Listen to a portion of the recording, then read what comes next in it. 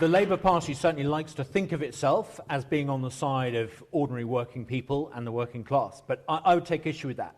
When I first got elected to Parliament, it was in a seat that had voted Labour. It was a Labour-held seat. Labour were clearly on a roll there.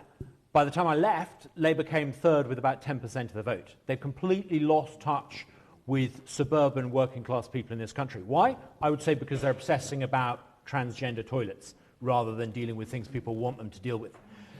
The left,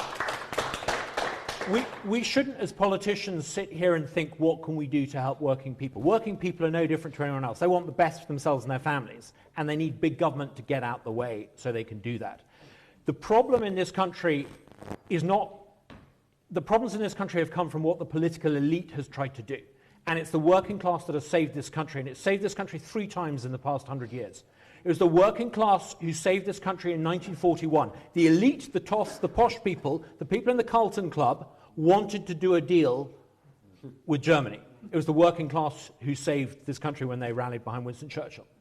This country was going to the dogs under socialism in 1979, when every left-wing academic in the country and every posh show thought we should have a prices and incomes policy. It was the working class who came out and put Maggie in number 10, and she never lost an election because of them.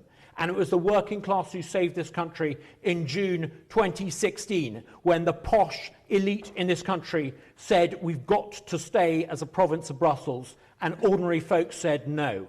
It's this country that has been rescued by its ordinary people, and we owe it to not patronise and condescend them, and not, like the left, regard them as our fiefdom. It's a privilege and an honour to be elected by ordinary people, and what we need to do is to allow them to have the privileges and the freedoms that rich people in London take for granted.